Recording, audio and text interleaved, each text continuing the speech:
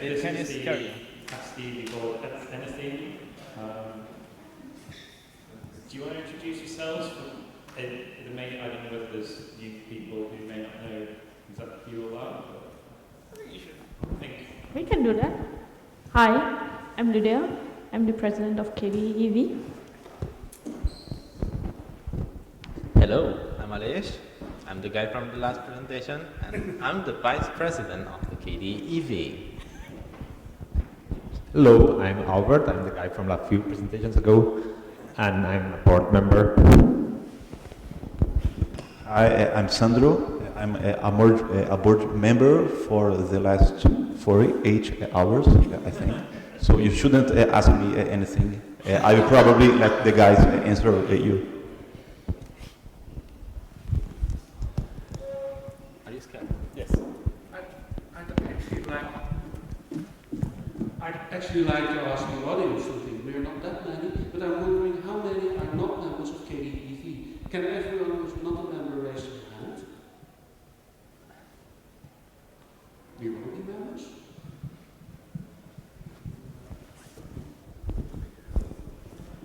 Okay, this is a question and answer session, so questions? So even though you said we shouldn't ask you questions, I would just like to ask you how did you feel welcomed by the board? Was it a nice experience so far? Be careful with what you say. Yeah. So that's been a very warmly welcome. So we had some dinner and some food. I'm still getting used to the things, so I don't have many experience to share with you so far. But I'm very happy to have the chance to work with these guys. I've been having some conversations for some time for doing some things for KDE in Brazil and in Latin America. So I guess that's going to run very smoothly.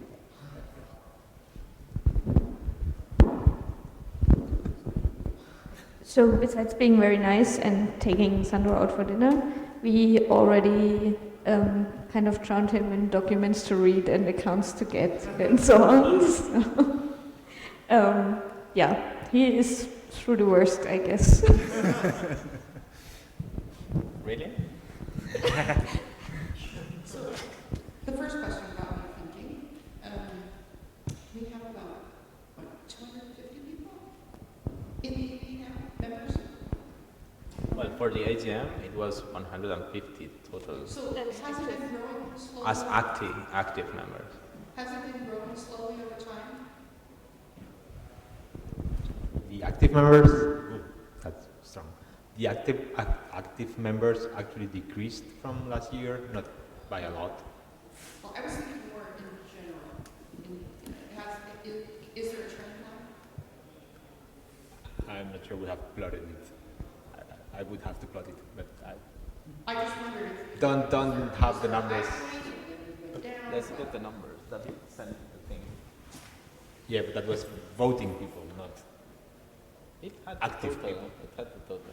Yeah? You just say things, I will take the laptop. Well, La la la la the la. actual numbers aren't that important, I guess, but do you think that we need to grow the EV, or is it a good size? I think we need to make sure everybody that needs to be on the EV is on the EV. So it's not about... That's not like it's not about the EV itself. It should be a reflect. That's not the word. It should reflect the community, right? So it wouldn't make sense to grow the EV just because growing the EV doesn't have a purpose. I mean, it does have a purpose. Okay.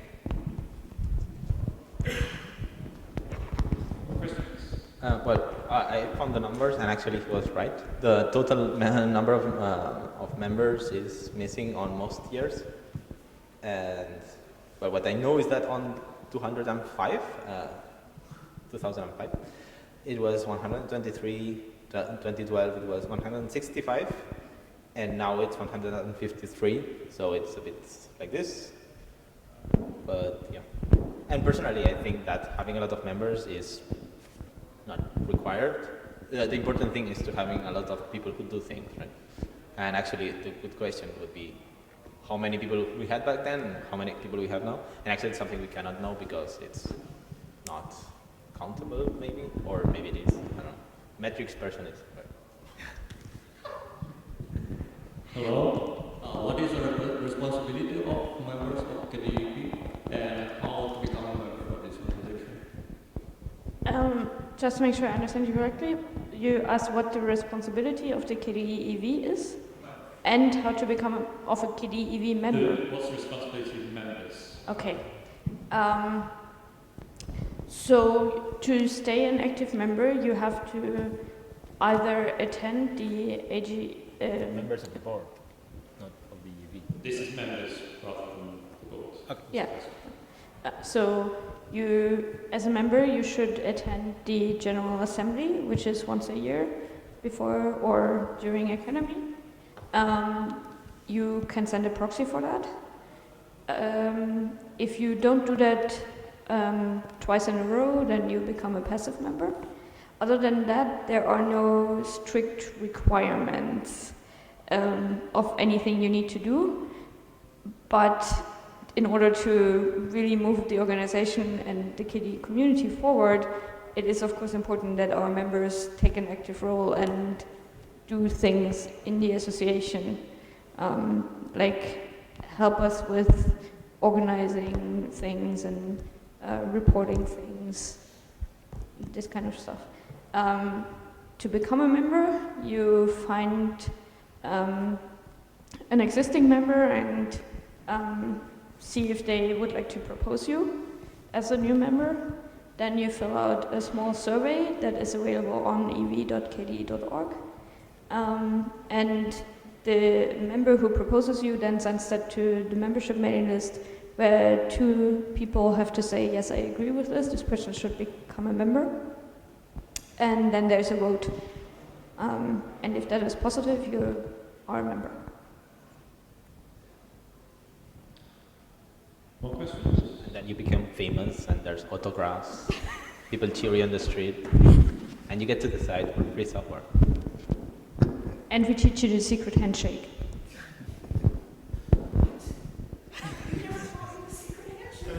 Did we forget you? I am sorry. We will finish that after this session.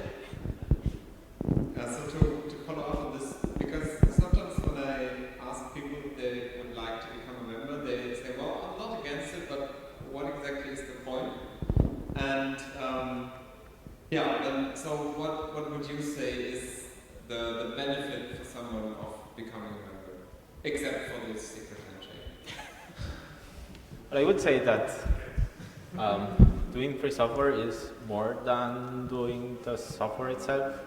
There are other aspects, and without an organization around it, it's basically impossible. Akademy is impossible without the e.V. Sprints are impossible without the e.V.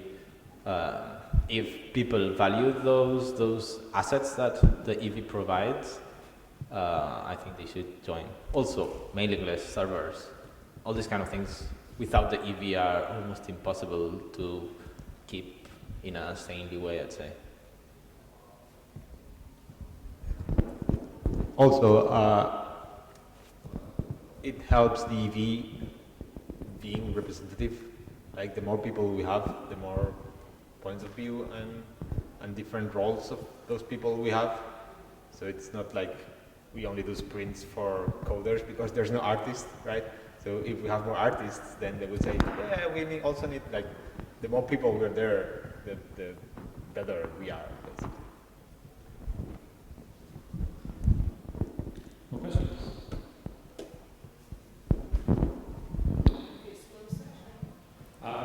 Following on from the... Oh, you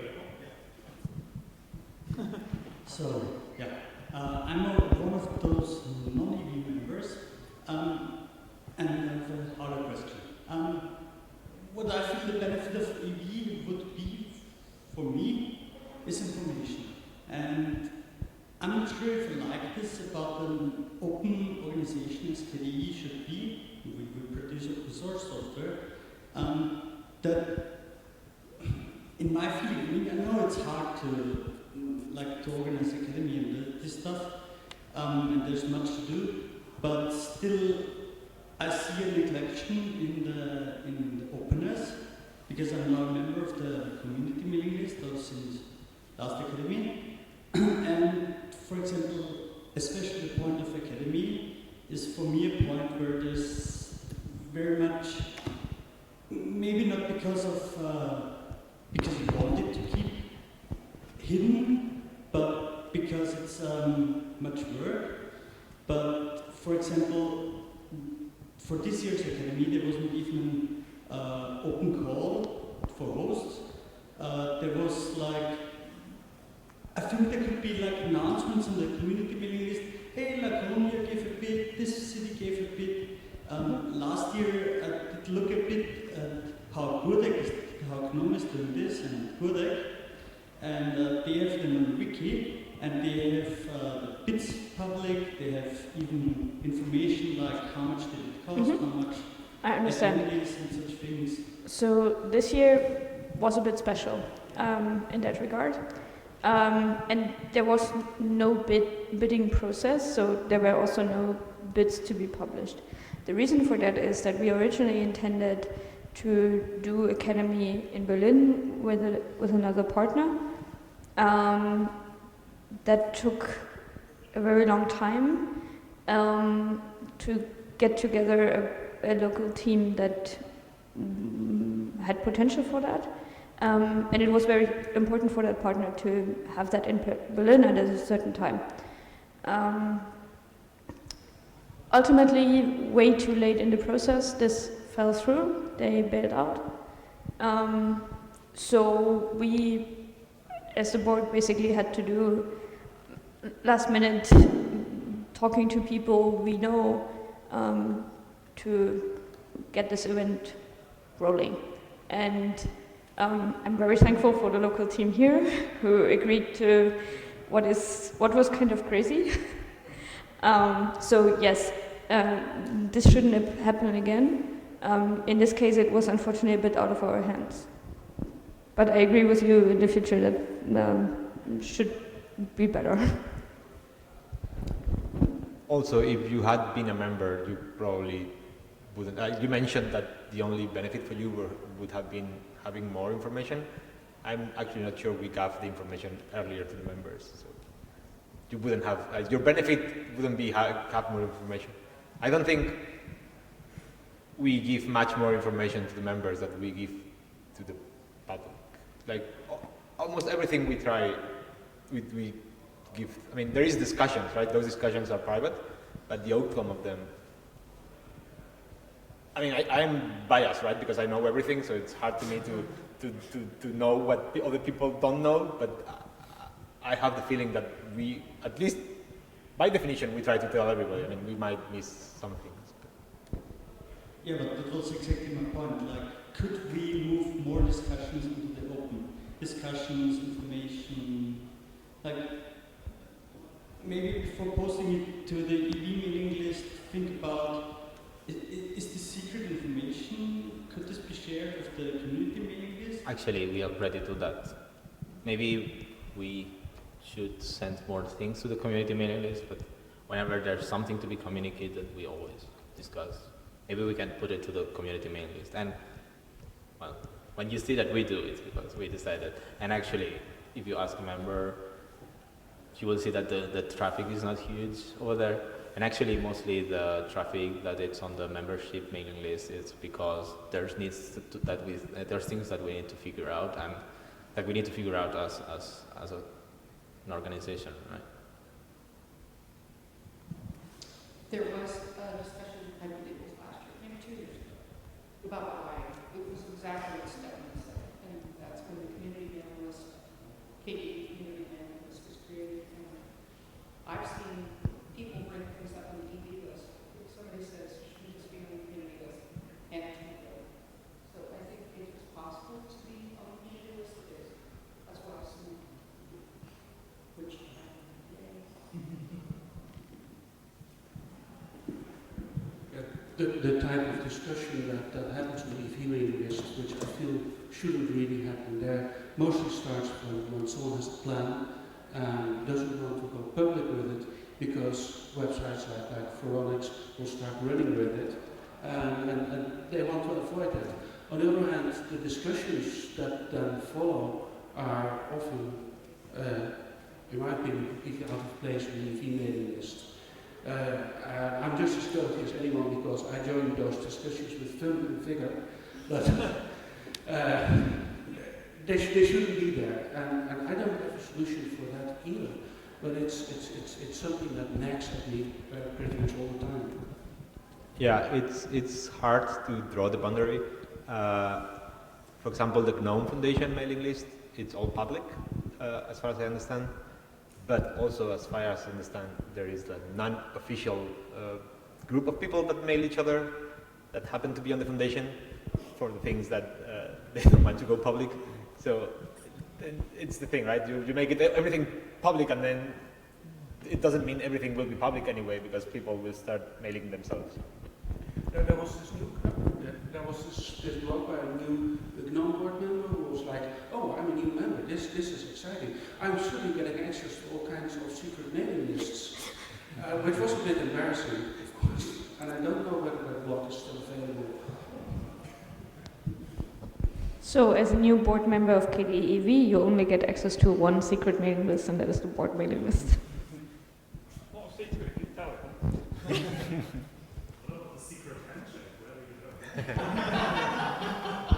Clearly, the secret handshake is not a mailing list. You learn it in the streets, dude. More questions?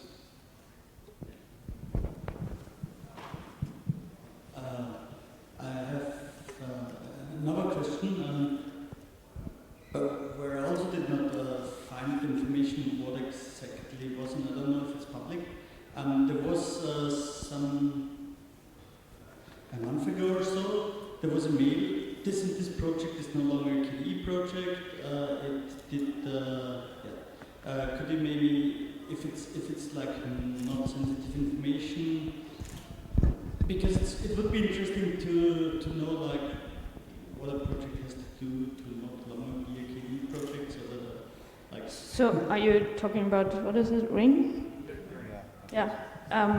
That basically wasn't discussed on the membership mailing list as far as I know. So that is not an EV thing. Yeah. But could you maybe now tell what or where exactly the breach in the because I didn't find anything. I was looking at the project and was like, okay, what did it do wrong to get stripped of the status? I don't know what they did, but maybe someone else. As far as I know, they were not complying 100% with the manifesto. There were some issues that they didn't want to comply, but the manifesto is the reason to stay and the thing to comply, right? So the developer of Ring KDE is around. His name Emmanuel something, I don't remember. You can ask him because like he still likes us and doesn't like his previous employer. So we were not the bad people in this thing.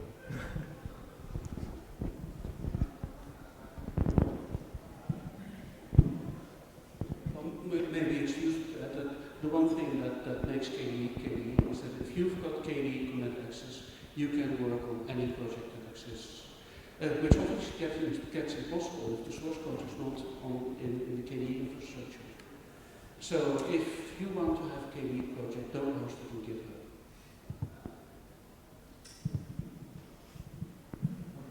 What about clones? There's many projects who have clones on GitHub, and So the question is, what about clones? there's some projects that have clones. We don't have a GitHub release anyway. As I understand, the issue with delivering was that their primary development was on GitHub and they had a clone on the KDE service, rather than the other way around. It's where you make your releases from. But then they weren't willing to change that. The KDE part is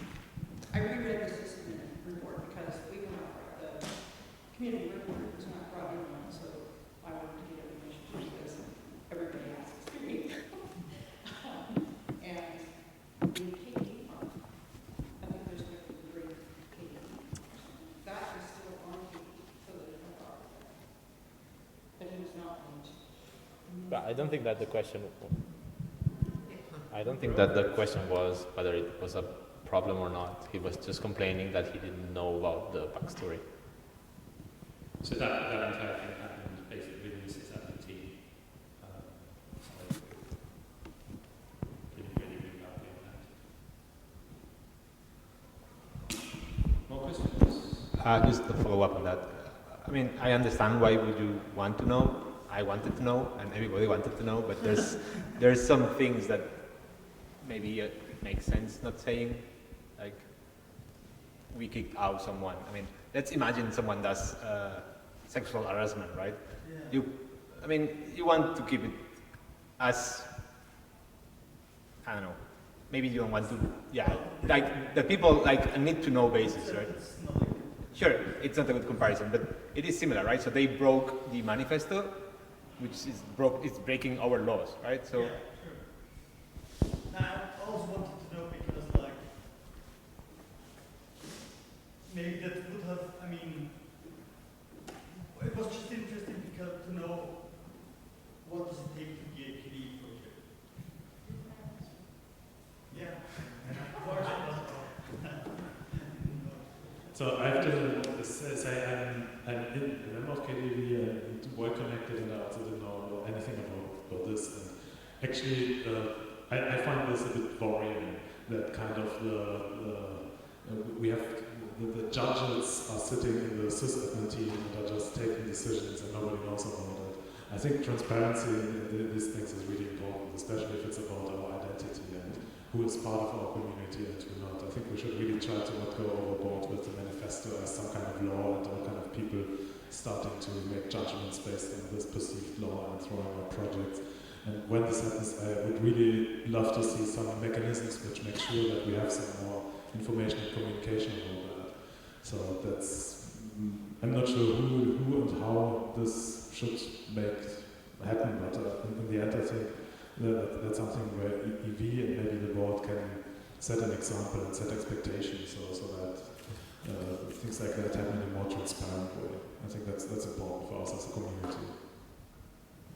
Well, maybe it's not about transparency per se, it's more about processes, right? I mean, the process needs to be transparent. Maybe the outcome doesn't really need to be all that transparent. But I agree that sysadmin probably has a lot of power nowadays, and it's not only on this subject. I was talking to a sysadmin person a couple of days ago, and yeah.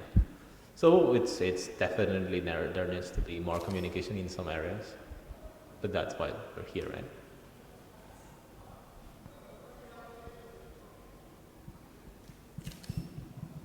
That is one reason we need to trust our sysadmins, because they do have great power. They have great power whether they choose to administer it or not, which is why the WAF H1 columns can be so hilarious, because those things were all could have gone true. But it's not about trust, it's about sharing the weight.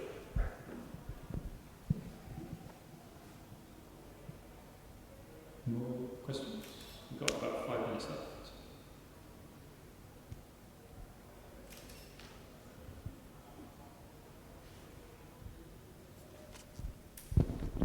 So since nobody is asking anything, I'll just say something. So there is lots of KDE e.V members here. I like to encourage them to run for the board. It is a very important place. We will eventually have people that whose terms run out, like mine next year. So it is good that people think about their future on the EV. Do you plan to run again? It's 1 year in the future, who knows? David Cameron's told us already. Do you plan to run? No. Why not? I'm asthmatic, Give him that microphone, please. I'm asthmatic, but I do running. It was a clever play on the word. It was not clever, David. Let you down. It was cheeky and low. I'm on the spot. So who is going to apply for the board? Anyone? No? Well, you can think about it. Yeah. It's kind of fun, actually. You are out. You don't agree? More questions? I agree, but I I think you already thought about it, at least for a part of a second. You are seeing yourself back to the board with our secret handshake. Wait, you're bored of the second secret? Of course. We can end on a fluffy question. What's your favourite thing about KDE? KDE. Let's we have a nice desktop.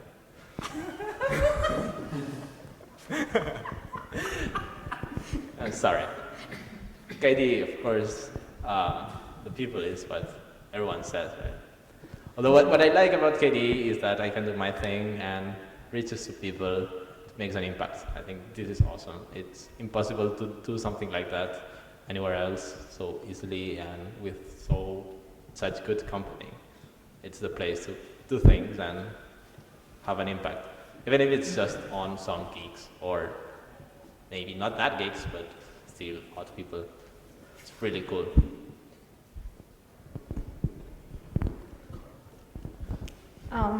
Comparing to some other communities I'm a part of, I think it's most amazing that at our size we managed to have a relatively diverse and different community and still manage to have useful conversations without screaming at each other. I think that's amazing. I have to say something now. I don't know. Let Sandro, you can think about it.